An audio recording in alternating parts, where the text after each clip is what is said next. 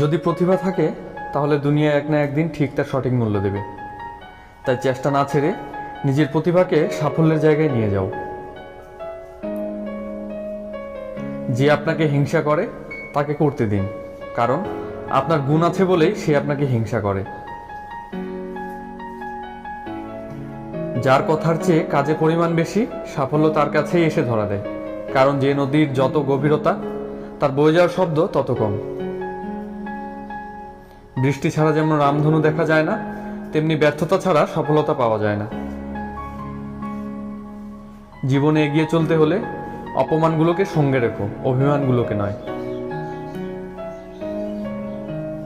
যদি তুমি জীবনে সাফল্য পেতে চাও, তাহলে একটা নিয়ম সব সময় মনে রেখো: কখনো নিজেকে মিথ্যা কথা বলো না।